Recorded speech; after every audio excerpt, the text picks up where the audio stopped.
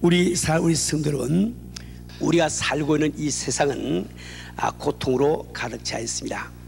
어떻게 보면 우리의 삶이라고 하는 것은 고통과 고난이라고 하는 징검다리를 하나 둘씩 건너뛰면서 살아간다고 말할 수가 있겠습니다.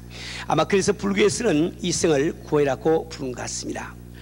어느 날 어떤 목사님이 거리를 걷고 있는데 오래된 친구를 만났다고 이야기합니다.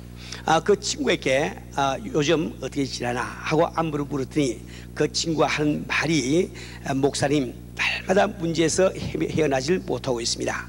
가정에 문제가 생기려 하면 또 사업에 문제가 생기고, 그 문제가 해결되는가 하면 또 건강에 문제가 생기고, 이제는 아주 문제 속에서 사는 것이 지긋지긋해졌습니다. 목사님, 혹시 어느 곳에 문제가 없이 살 수 있는 곳은 없을까요? 하고 물었습니다.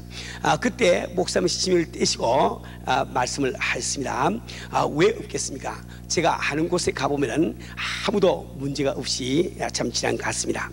그 사람이 깜짝 놀라서, 목사님, 그게 정말입니까? 진짜입니까? 그곳이 어딘가 저 좀 가르쳐 주세요 하고 부탁을 드렸어요. 목사님 하신 말씀이 제가 가르쳐 드리죠. 공동묘지에 가보시면 거기는 아무도 문제가 없는 것 같습니다.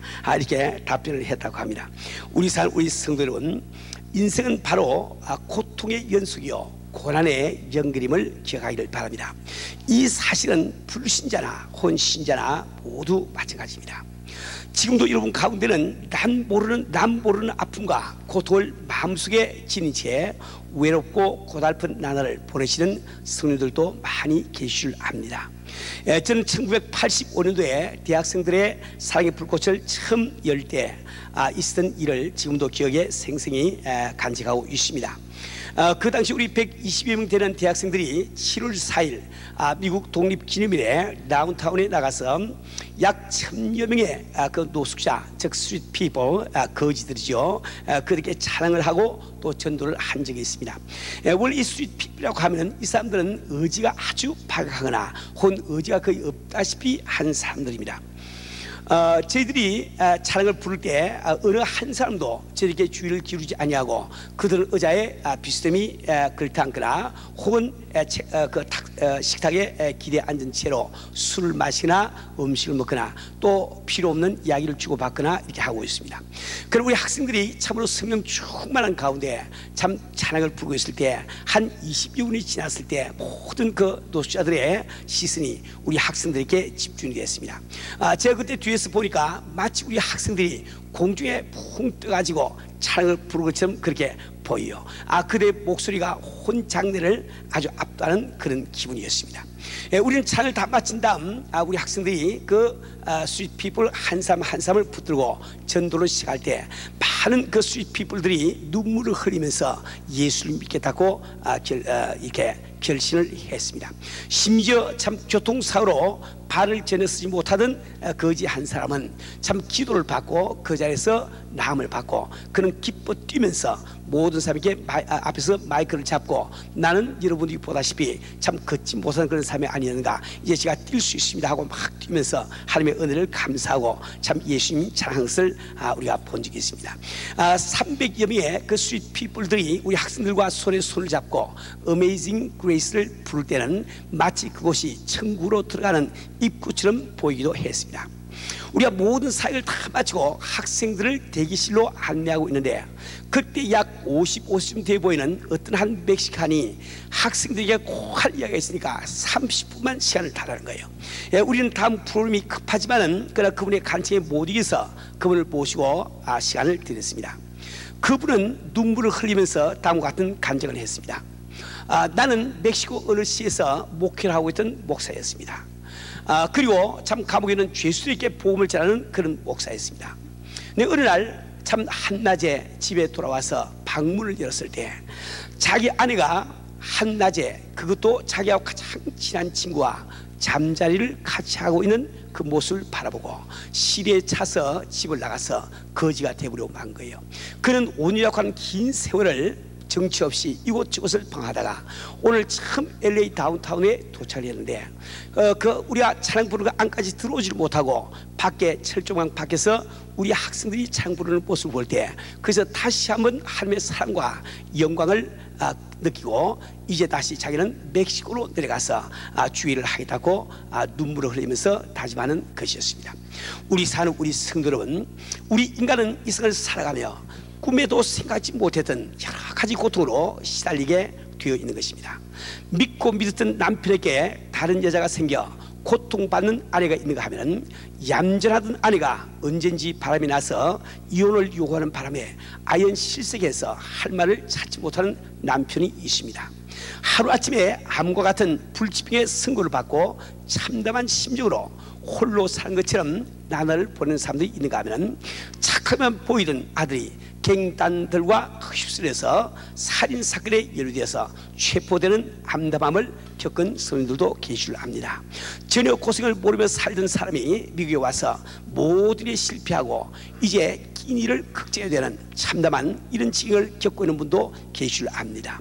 의지하고 살던 남편이 하루아침에 세상을 떠나서 전화로 갔기 때문에 이제 아이들을 데리고 앞길을 헤쳐나갈 암담한 현실 때문에 한숨 짓는 여성들도 계실 줄 압니다. 우리 사는 우리 성도 여러분, 죄를 지은 인류는 어쩔 수 없이 고통을 짊어지고 살아가게 되는 것입니다. 그렇기 때문에 우리 성도님들은 어떻게 하면 고통 없는 삶이 가능할까 꿈꾸기보다는 고통의 올바른 가치를 알고 고통을 감사함으로 이용하는 삶을 살아야만 됩니다. 어떤 사람이 보니까 개미 한 마리가 자기 몸조도 훨씬 더 큰 지푸라기 조각 같은 것을 물고 가더랍니다. 이상하게 자세히 보았더니 그 개미 앞에 참 개미가 이렇게 기어 넘을 수 없는 이런 그 틈이 있는데 그 틈에 이르니까 그 개미는 그 지푸라기를 걸쳐놓고 그 위를 건너서 가는 것을 본 적이 있다고 말씀을 들은 적이 있어요. 우리 사는 우리 성도는 우리가 인생을 살아가면서 고통 자체는 짊어지고 가기에 대단히 힘든 것입니다. 그러나 그 고통이야말로 하나님이 원하시는 올바른 삶을 살기 위해서 반드시 필요한 것임을 기억을 하시길 바랍니다.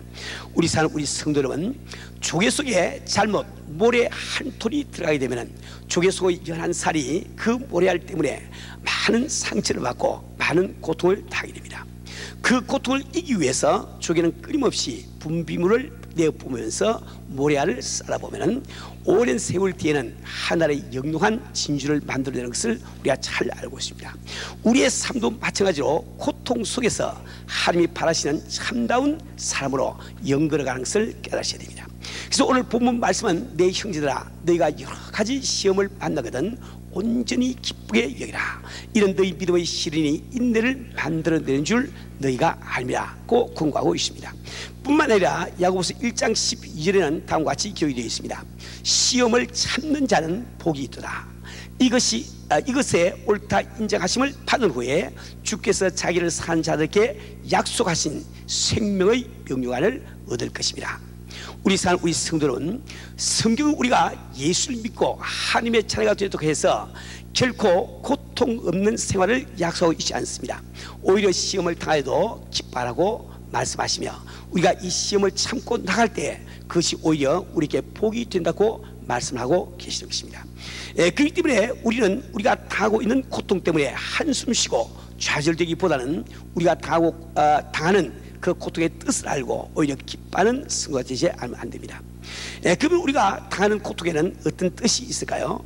첫째로 고난은 하나님이 우리를 부르시는 사랑의 손길일 수가 있습니다. 이 세상에서 우리에게 가장 중요한 것은 무엇일까요? 그것은 바로 영생을 얻는 것입니다. 우리가 이 세상에서 아무리 많은 부활을 얻고 사회적으로 승진하며 많은 명예를 얻는다 할지라도 안개같이 잠시 있다가 사라지는 이 지상의 생활이 끝날 때는 그런 것들이 우리에게 아무런 도움도 되지 않습니다. 이 세상에 육신으로 태어난 모든 사람에게 가장 귀한 것이 있다고 하면 그것은 바로 천국 가는 비자를 받아주는 것입니다. 왜냐하면 우리의 육신의 삶이 끝날 때 우리는 하나님이 계시는 천국에서 나의 영원한 시간을 보낼 것인지 혹은 고통만 있는 참 어려운 지옥에서 나의 영원한 시간을 보낼 것인지 결정을 해야 되기 때문에 그렇습니다. 근데 이 구원이라고 하는 것은 인간이 스스로의 힘으로 받는 것이 아닙니다. 창세전에 모든 것을 아시고 기뻐하신 뜻대로 작정하신 우리 하나님께서 우리 한 사람 한 사람을 자녀로 택지게 주시기 때문에 우리가 구원을 받고 하나님의 자녀가 될 수가 있습니다. 그래서 에베소서 1장 4절 5절 말씀에는 다음과 같이 기록이 되어 있습니다.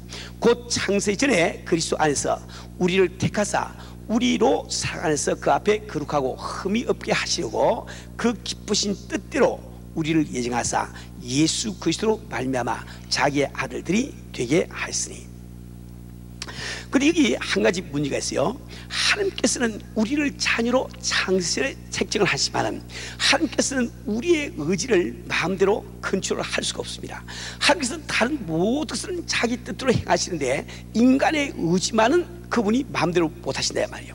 우리 사는 우리 성도는 만약에 하나님께서 우리의 의지를 마음대로 간섭하지 할 수 있다고 하면 그분께서 우리 모든 삶의 의지를 참 이렇게 간섭하셔서 예수를 믿게 만들어서 만인이 구원받게 하시면 하나님이 가장 기뻐하실 거예요.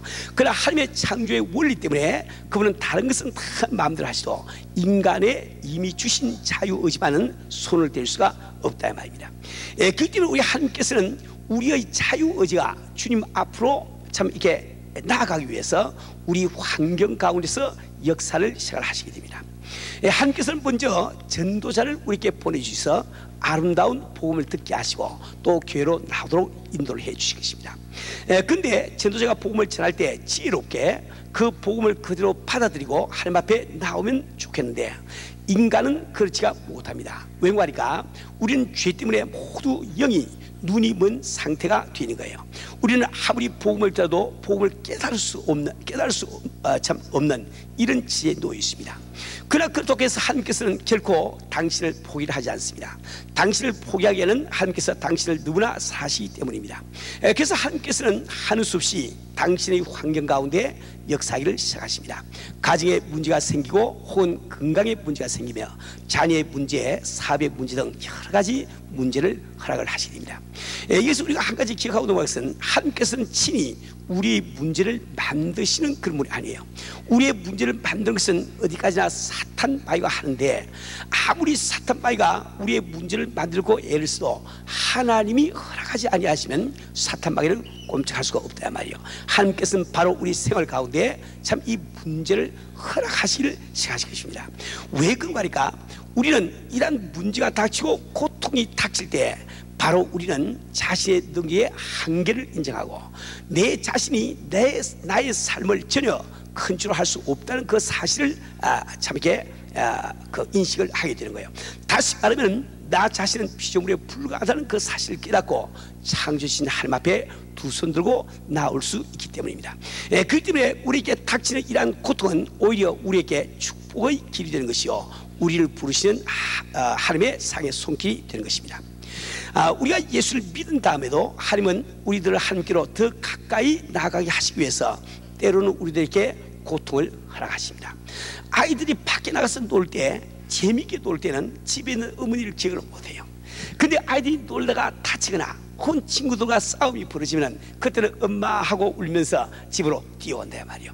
우리도 마찬가지로 이 세상에서 모든 형통할 때 하나님을 기억을 잘 못해요. 근데 우리가 참 아픔이 있고 고통이 있을 때 어려움이 닥칠 때 우리는 다시 한번 아버지를 기억하고 아버지의 품에 안길 수가 있는 겁니다. 우리 사는 우리 성도 여러분, 오늘 여러분이 말하지 못할 어떤 고통 가운데 계시다면 여러분의 환경 가운데서 여러분을 부르시는 참 여러분을 찾으시는 하나님의 음성을 들으시고 더없이 넓은 하나님의 품에 여러분 자신을 맡기시기를 주 이름으로 축원합니다. 두 번째로 우리가 당하는 고통은 바로 하나님의 사랑의 징계로 오는 수가 많이 있습니다. 우리가 하나님의 자녀가 된 다음에도 말씀대로 살지 못하고 죄를 짓게 되는 수가 많이 있습니다. 그래도 우리가 자백하면 저는 미쁘시고 어려서 우리의 모든 죄를 사시고 모든 불의에서 우리를 건진다고 약속을 하고 있습니다. 근데 우리가 참 이렇게 참 죄사함을 받고 불의에서 건짐을 받고 난 다음에도 회개한 그 죄로 다시 돌아가서 또 죄를 짓고 되풀이를 하게 되면 우리 아버지께서는 우리의 장래를 염려하기 시작하십니다. 그래서 그분께서는 우리의 장래를 위해서 우리가 죄된 생활에서 돌이키기 위해서 우리에게 징계를 하신 것입니다. 이것은 우리의 사는 어린 자녀가 잘못된 일을 할 때 올바른 길을 가르치기 위해서 눈물을 머금고 자녀들에게 벌을 내리는 부모의 심유가 똑같은 것입니다. 그래서 히브리서 12장 7절 8절 말씀에는 다음과 같이 기록이 되어 있습니다. 너희가 참으면 징계를 받기 위함이라 하나님의 아들과 같이 하나님이 아들과 같이 너희를 대우하시나니 어찌 아비가 징계하지 않는 아들이 있으려 징계는 다 받는 것이니를 너희에게 없으면 사생자여 참 아들이 아니라. 우리 사는 우리 성도는 내게 참 내 생활 가운데 죄가 있을 때 내가 사업이 잘 되지 아니하고 어려움이 오면은 그때는 정말 기뻐하세요. 하나님께서 정말 이처럼 날 사하시구나 기뻐해야 됩니다. 왜 그러니까 죄 가운데 사는데도 고통이 없는 사람, 그 사람처럼 저주받은 사람이 없는 거예요. 반드시 하나님께서 우리를 사랑하시면 내가 죄 가운데 참 이렇게 말씀대로 살지 못할 때 반드시 징계의 채찍을 들어서라도 나를 돌이키시기를 원하신단 말이에요. 우리 사는 우리 성도는 또한 징계로 말미암아 고통이 내게 임하였는데 자신의 생활을 올바르게 고치지 못하고 주위 사람들을 원망하거나 혹은 하나님을 원망하는 사람은 참으로 어리석은 사람입니다. 잘못한 자녀를 사랑하여 회초리를 든 어떤 부모가 어린 자식이 울면서 잘 못했다고 하는데 계속 배를 때리겠습니까? 하나님도 마찬가지 것을 꼭 믿으시길 바랍니다. 세 번째로 우리에게 임하는 고통은 바로 연단을 위해서 오는 고통이 있습니다. 하나님께서는 우리를 연단하여서 더 많은 축복 혹은 상급을 받게 하기를 위해서 우리들에게 고통을 할 수가 있습니다. 여러분이 신앙생활을 열심히 하려고 결심했는데 이제는 교회 봉사를 열심히 하려고 결단되는데 이제는 11조 생활을 잘 해보려고 마음을 굳히는데 갑자기 사업이 잘 되질 않습니까? 혹은 가정이나 건강에 문제가 생깁니까? 그건 틀림없이 하나님께서는 여러분을 연단해서 드디어는 축복하시를 원하심을 믿으시고 오히려 기뻐하시기를 주님으로 부탁을 드립니다. 욥의 이야기가 왜 성경에 기록이 되어 있습니까? 아브라함이 시험받는 이야기가 왜 성경에 기록이 되어 있습니까? 요셉의 이야기가 왜 성경에 기록되어 있으며 다니엘이 사자굴에 던짐을 받는 이야기가 왜 성경에 기록이 되어 있습니까? 바로 그렇게 임한 고통은 참 하나님께서 복 주시기 위한 전주복임을 우리에게 말씀해 주고 있는 겁니다. 우리들도 꼭 마찬가지임을 기억을 하기 바랍니다. 어떤 정신 파괴를 둔 어떤 어머니가 이런 고백을 했습니다. 저는 내 사랑하는 어린 딸이 딸 때문에 큰 축복을 받았습니다. 어린 딸이 정신력이 자라지 못할 때 처음에는 안타까워했지만은 문득 저는 자녀들의 영적 성숙이 이루어지지 않아서 안타까워하시는 하나님의 심정을 깨닫고 많은 은혜를 받았습니다. 이런 감정을 하는 분이 계십니다. 우리 사는 성도 여러분, 고통이라고 하는 빈부를 먹지 않고 영적 성장을 이룩될 수 없습니다. 어느 곳에 5,000년 된 소나무가 있는데 그 소나무가 그토록 오래 참 살 수 있던 이유를 식물학자들이 다음과 같이 설명했다고 합니다. 그 소나무는 땅이 척박하고 돌투성인 산등성이 밤낮으로 세찬 바람이 불어오는 산비탈에서 자라기 때문에 수분을 차해서 또 바람을 이기기 위해서 뿌리를 깊이 내리다 보니 가뭄이 오더라도 해를 받지 아니하고 바람이 불어와도 흔들리지 않는 튼튼한 나무가 되었다고 말합니다. 어떤 청년이 과수원을 지사했다고 합니다. 묘목들을 잔뜩 심으라는데 갑자기 밤에 서리가 내려서 묘목이 다 죽어버린 거예요. 목사님이 그를 위로하기 위해서 신방을 갔더니 그 젊은이는 아주 불평불만을 털어놓았습니다. 목사님, 이제 저는 교회도 더 안 다니겠습니다. 하나님께서는 내가 묘목을 심은 줄 분명히 알고 계실 텐데 어쩌면 그렇게 서리를 보내가지고 몽땅 다 죽여버리고 한단 말입니까? 그런 하나님을 나는 의지하고 살 수가 없습니다. 나는 이제 교회를 안 나가겠습니다. 이렇게 참 불평을 했습니다. 그때 목사님은 이렇게 답변을 했어요. 여우의 청년, 묘목을 키우기 위해서는 서리가 필요 없지만은 자네 같은 사람을 키우기 위해서는 서리가 필요하다네. 하나님께서는 바로 묘목보다는 당신을 더 사랑하기 때문에 서리를 땡스를 꼭 믿으시고 교회를 잘 다니라고 부탁을 했다고 합니다. 우리 사는 우리 성도 여러분, 우리를 연단하시고 참 복받게 하시기 위해서 때로 우리에게 고통을 주시는 것을 꼭 기억하기 바랍니다. 네 번째로 때로 고통은 우리를 향하신 하나님의 뜻을 깨닫게 하는 통로가 되기도 합니다. 여러분이 사도행전 16장에 보면은 사도 바울의 2차 선교 여행의 예가 나와 있는 것을 보게 됩니다. 사도 바울 일행이 소아시아 지역을 다니며 1차 선교 여행 때 세운 교회들을 방문하고 그들은 북성하기를 교회했습니다. 그러나 성경에는 예수의 영이 허락지 않았다고 기록이 되어 있습니다. 그들이 계획한 일에 계속해서 장애물이 생겼던 것입니다. 그들이 계획대로 일할 수 없는 고통이 그들을 찾아왔습니다.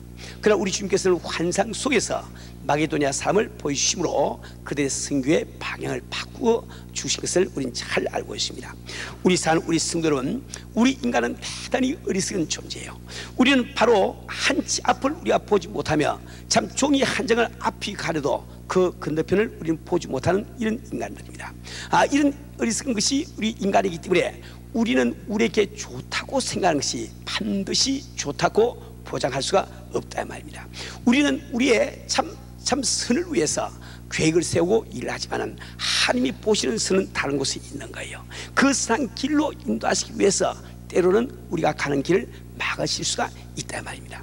우리 성도는 그 위에도 우리 하나님께서 우리 성도에게 참 고통을 주시는 참 이유가 여러 가지 성경에 기록이 되어 있습니다.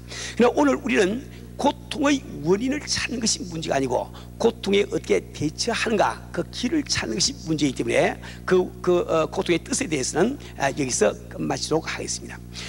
우리 성도 여러분, 우리는 이런 모양 저런 모양의 고통과 더불어 세상을 살아가게 되어 있습니다.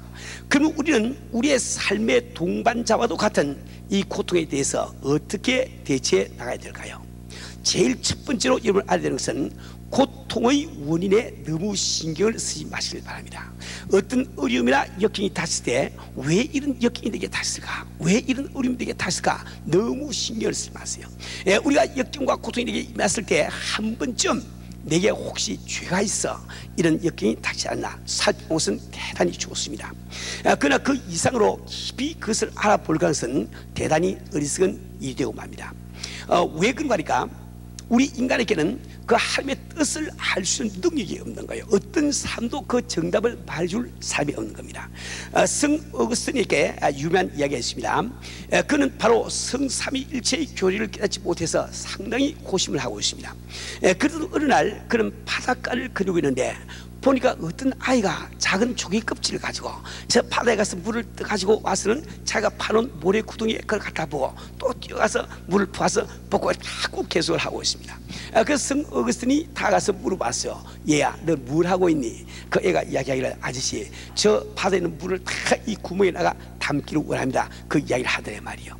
우리 성도는 어떻게 바다의 물을 자기가 파놓은 모래 구덩이에 다 넣을 수가 있겠습니까? 성 어거스틴이 그것을 깨달은 거예요. 참 이 유한한 인간이 어떻게 하나님의 일을 다 할 수가 있겠냐 말이요. 그는 그렇기 때문에 그저 믿는 것이 최고구나 결론을 내리다고 이야기를 합니다.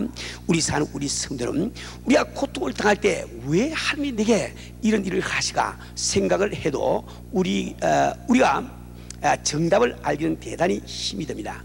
오히려 참 마귀의 참수로 더욱더 깊은 고통과 낭망의 수렁으로 빠져들어갈 수밖에 없습니다.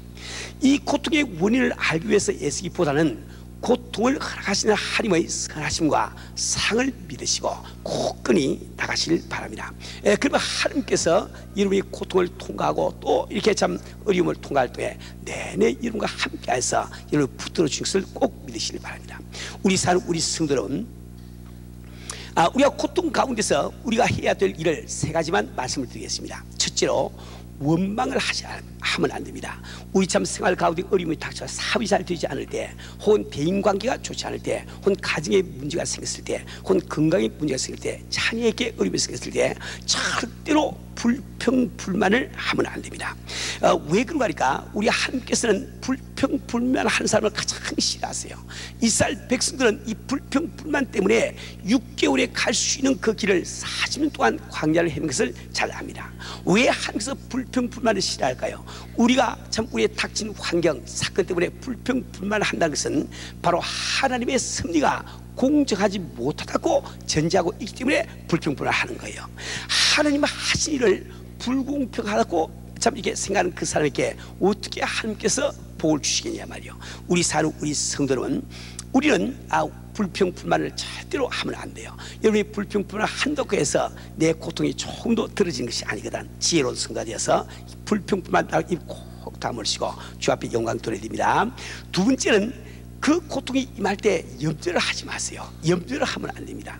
왜냐하면 염려를 나타내는 영어 worry라고 하는 이 단어는 원래 앵글로색슨 의해서 나왔는데 그 단어의 그 뜻은, 즉 어원은 말이죠, 교살하다, 목을 조리다, 이런 뜻이 있다고 그래요. 그러니까 근심이야말로 우리의 목을 조이는 거예요. 우리의 목을 졸라서 참 이렇게 애축게 만드는 것이다 말이요.